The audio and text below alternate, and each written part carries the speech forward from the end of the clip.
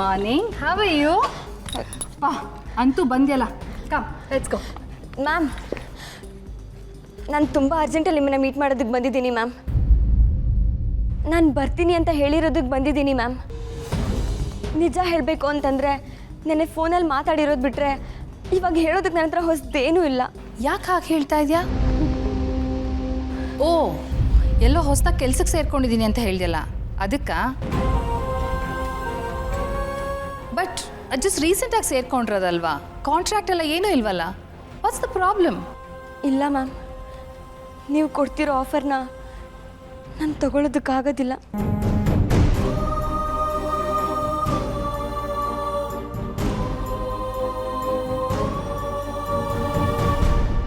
ನೀನು ಹೇಳೋಕೇನೋ ಒದ್ದಾಡ್ತಾ ಇದೆಯಾ ಅನ್ಸುತ್ತೆ. ಏನಾಯಿತು? ಮನೆ ಕಡೆ ಏನಾದರೂ ಪ್ರಾಬ್ಲಮ್ಮಾ?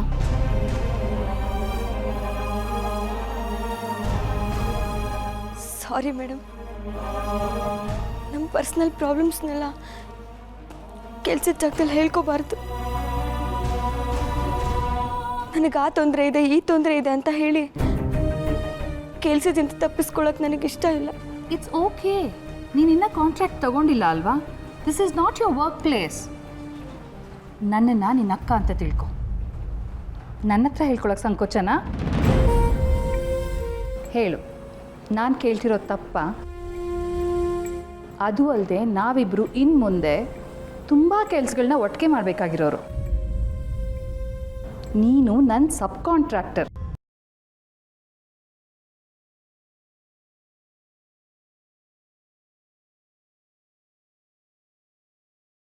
ನಿನ್ನ ಪ್ರಾಬ್ಲಮ್ನು ನಾನು ಕನ್ಸಿಡರ್ ಮಾಡಬೇಕಾಗತ್ತೆ. ಬಿಸ್ನೆಸ್ಸಲ್ಲಿ ಈ ಥರ ಒಬ್ಬರು ಕಷ್ಟದ ಬಗ್ಗೆ ಇನ್ನೊಬ್ಬರು ಯೋಚನೆ ಮಾಡೋದು ಕಾಮನ್. ಎಲ್ಲನೂ ಪ್ರಾಫಿಟ್ ಮತ್ತು ಲಾಸಿಂದ ಅಳಿಯೋಕ್ಕಾಗಲ್ಲ Aradhana. Humanity is also important. ಇಷ್ಟು ಒಳ್ಳೆ ಕಾಂಟ್ರಾಕ್ಟ್ಗಿಂತ ನೀವು ಹೋಗ್ತಿರೋ ಕೆಲಸದಲ್ಲಿ ಏನಿದೆ?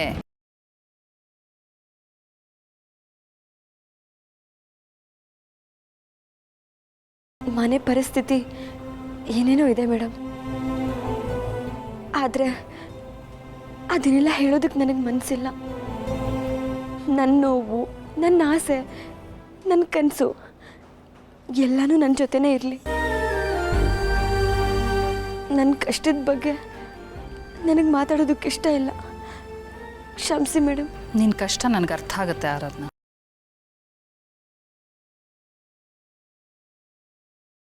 ನಿಮ್ಮ ಮನೇಲಿ ಏನು ನಡೀತಿದೆ, ಅದನ್ನು ಯಾವ ರೀತಿಯಲ್ಲಿ ಹ್ಯಾಂಡಲ್ ಮಾಡಬೇಕು ಅನ್ನೋದ್ರ ಬಗ್ಗೆ ನಾನು ಉಪದೇಶ ಮಾಡಿದ್ರೆ ಅದು ಚೆನ್ನಾಗಿರಲ್ಲ.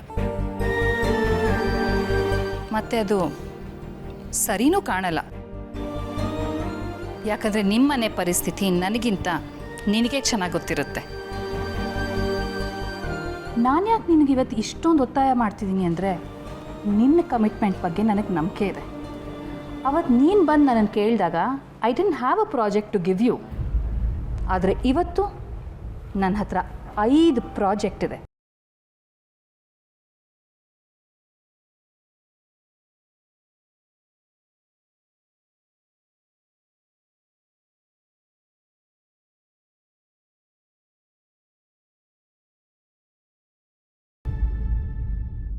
ಈ ಇಂಡಸ್ಟ್ರಿ ಇರೋದೇ ಹೀಗೆ. ಬಂದರೆ ಎಲ್ಲ ಒಟ್ಟಿಗೆ ಬರುತ್ತೆ, ಇಲ್ಲ ಅಂದರೆ ಏನೂ ಇರಲ್ಲ. ನಿನಗೆ ಬೇಕಾಗಿರೋ ದುಡ್ಡು ಇಲ್ಲಿ ಸಿಗುತ್ತೆ ಆರಾಧನಾ. ನಿಮ್ಮ ತಂದೆ ಕನಸಿಗೆ ನೀನು ಇನ್ನೂ ಹತ್ತಿರ ಹೋಗ್ತೀಯಾ? ಬಂದ್ಬಿಡು ಆರಾಧನಾ. ಇವತ್ತು ಅದೃಷ್ಟ ನಿನ್ನನ್ನು ಹುಡ್ಕೊಂಡು ಬಂದಿದೆ, ಅದನ್ನು ತಳ್ಳಬೇಡ. ಈ ಕಾಂಟ್ರಾಕ್ಟ್ ನಿನ್ನ ಲೈಫ್ ಚೇಂಜ್ ಮಾಡುತ್ತೆ ಆರಾಧನಾ. ಯೋಚನೆ ಮಾಡು.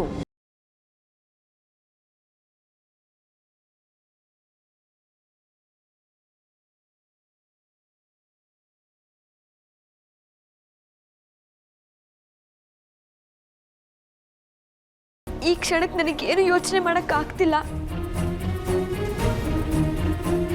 ನನ್ನ ತಲೆ ಓಡ್ತಿಲ್ಲ ಮ್ಯಾಮ್. ಆಫೀಸಿಗೆ ಟೈಮ್ ಆಗ್ತಿದೆ ಮ್ಯಾಮ್. ಆಫೀಸಲ್ಲಿ ನನಗೆ ಜವಾಬ್ದಾರಿ ಕೊಟ್ಟಿದ್ದಾರೆ. ಅಲ್ಲಿ ಡಿಸ್ಪ್ಯಾಚ್ ಮಾಡಬೇಕಾಗಿರೋ ಸ್ಟಾಕ್ ರೂಮ್ಗೆ ನನ್ನ ಹತ್ರನೇ ಇದೆ. ನಾನು ಹೋಗಲೇಬೇಕು. ಇವತ್ತು ಒಂದಿನ ಟೈಮ್ ಕೊಡಿ ಮ್ಯಾಮ್. ನಾನು ಮನೇಲಿ ಕೇಳ್ಬಿಟ್ಟು ಹೇಳ್ತೀನಿ. ನಾನು ಹೊಡ್ತೀನಿ ma'am. I am really sorry. I am sorry. ಆರಾಧನಾ,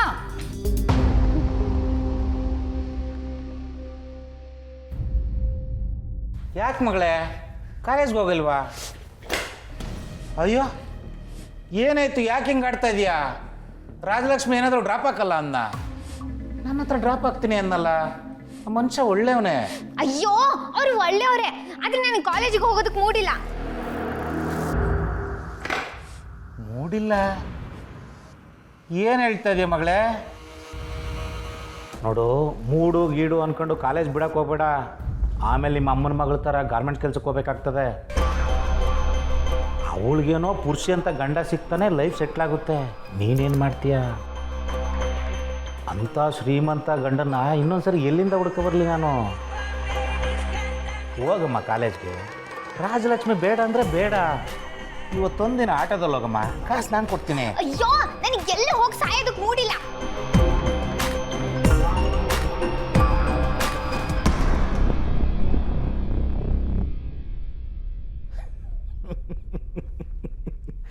ನನ್ನ ಮಗಳೇ ಅಂತ ಪ್ರೂವ್ ಮಾಡಿಬಿಟ್ಲು.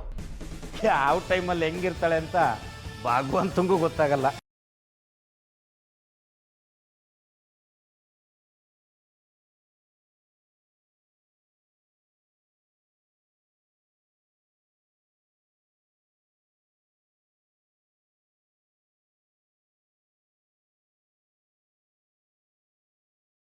ನಾಳೆ ಡಿಸ್ಪ್ಯಾಚ್ ಆಗಬೇಕಾದ್ರೆ ಸ್ಟಾಕ್ ಸೆಕ್ಷನ್ ಕೀ ಇದು.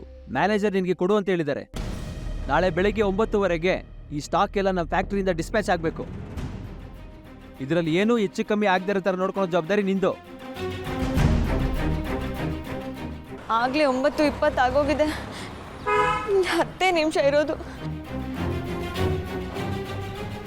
ಅರ್ಧ ಗಂಟೆಯಿಂದ ಕಾಯ್ತಾ ಇದ್ದೀನಿ. ಒಂದು ಬಸ್ಸು ಇಲ್ಲ, ಆಟೋನೂ ಸಿಗ್ತಿಲ್ಲ. ಏನು ಮಾಡೋದು ಇವಾಗ?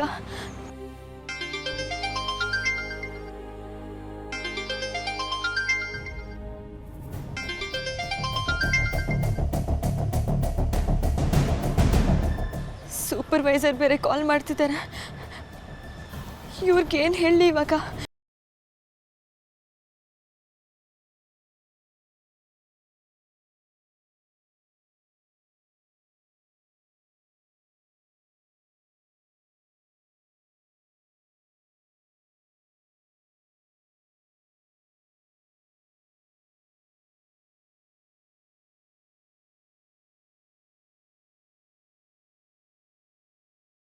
ಅಜ್ಜಿ, ಅಜ್ಜಿ, ಯಾರಿಗೆ ಕಾಯ್ತಾ ಇದ್ದೀರಾ? ಇವತ್ತು ಯಾಕೋ ನನ್ನ ಮಗ ಬರ್ತಾನೆ ಅಂತ ಅನ್ನಿಸ್ಬಿಟ್ಟಿದೆ ಕಣೋ, ಅದಕ್ಕೆ ಕಾಯ್ತಾ ಇದ್ದೀನಿ. ಬರ್ತಾರೆ ಅಂತ ಅನಿಸ್ತಿದ್ಯಾ ಇಲ್ಲ ಬರ್ತೀನಿ ಅಂತ ಹೇಳಿದಿರಾ? ಇಲ್ಲಪ್ಪ, ಬರ್ತೀನಿ ಅಂತ ಅವನೇನು ಹೇಳಿಲ್ಲ. ಒಂದೇ ಬರ್ತಾನೇನೋ ಅಂತ ನನ್ನ ಮನಸ್ಸು ಹೇಳ್ತಾ ಇದೆ. ನಿಮ್ಮ ಮಗ ಬಂದು ಎಷ್ಟು ದಿನ ಆಯ್ತಜ್ಜಿ?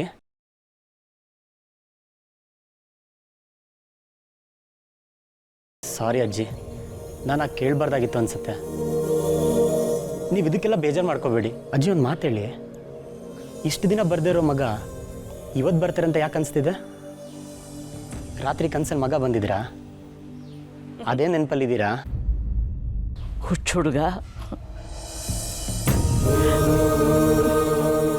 ಮಗ ನೆನಪಾಗಬೇಕು ಅಂದರೆ ಕನ್ಸಲ್ಲಿ ಬರ್ಬೇಕೇನೋ? ತಾಯಿ ಕರುಳು ಕಣೋ. ಎಲ್ಲ ಅಮ್ಮಂದ್ರು ಹಾಗೇನೆ. ಅವನು ಎಲ್ಲೇ ಇದ್ರು, ಎಷ್ಟೇ ದೂರದಲ್ಲಿದ್ರೂ, ಯಾವ ತಾಯಿ ಆದ್ರೂ ಮಗ ಬರಬಹುದು ಅಂತ ಕಾಯ್ತಾನೆ ಇರ್ತಾಳೆ.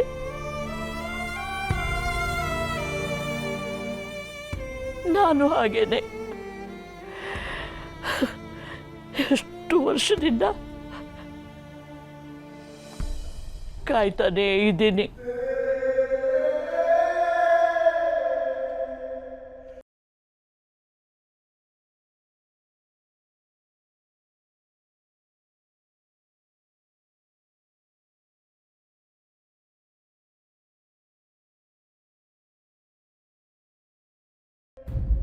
ನಮ್ಮಮ್ಮ ಕೂಡ ನನಗೋಸ್ಕರ ಹೀಗೆ ಕಾಯ್ತಿರ್ಬೋದಾ?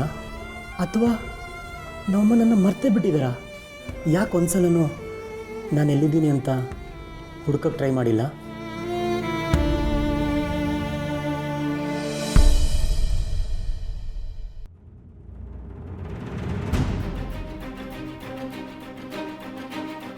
ರಾಜ್ ಅವ್ರಿಗೆ ಫೋನ್ ಮಾಡೋದೇ ಒಳ್ಳೇದು, ಬೇರೆ ದಾರಿನೇ ಇಲ್ಲ.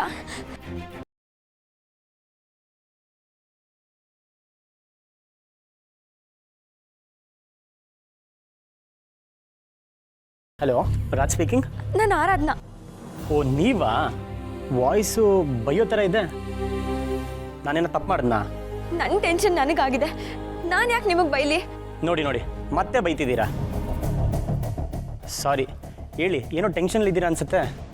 ನಾನು ತುಂಬ ಹೊತ್ತಿಂದ ಕಾಯ್ತಾ ಇದ್ದೀನಿ, ಬಸ್ಸೇ ಸಿಗ್ತಾ ಇಲ್ಲ. ನನಗೆ ಡ್ರಾಪ್ ಬೇಕಾಗಿತ್ತು, ನಾನು ಲೊಕೇಶನ್ ಕಳಿಸ್ತೀನಿ, ನೀವು ಬರ್ಬೋದಾ? ಅಷ್ಟೇ ತಾನೇ, ಡೋಂಟ್ ವರಿ. ನೀವೀಗಲೇ ಲೊಕೇಶನ್ ಕಳಿಸಿ, ನಾನು ನೋಡ್ತೀನಿ.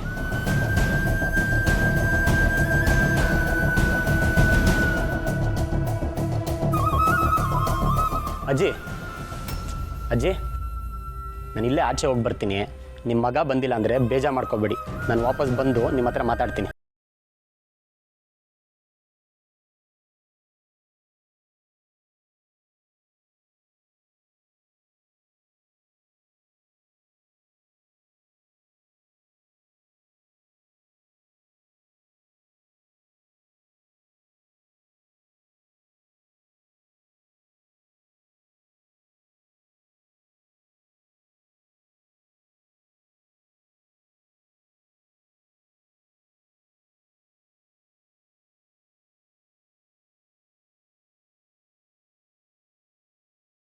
ಎಷ್ಟತಿ ಹೇಳಿದ್ದೀನಿ ಈ ಥರ ಎಲ್ಲ ಮೀಟ್ ಮಾಡೋದು ಬೇಡ ಅಂತ. ಚೀಪ್ ಅನ್ಸುತ್ತೆ. ಒಳ್ಳೆ ಜಾಗದಲ್ಲಿ ಮೀಟ್ ಮಾಡಿದ್ರೆ ನಿನ್ ಗಂಟೆನೋಗುತ್ತೆ. ಹೀಗೆ ಸಿಕ್ಕಿದ್ರೇ ಸೇಫ್. ಜನ ಇರೋ ಜಾಗದಲ್ಲಿ ನಿಂತ್ಕೊಂಡು ಮಾತಾಡಿದ್ರೆ 100 ಕಿವಿಗಳಿಗೆ ಕೇಳಿಸುತ್ತೆ. ಆಗ ಪ್ರಾಬ್ಲಮ್ಮು ನನಗಲ್ಲ, ನಿಮಗೆ.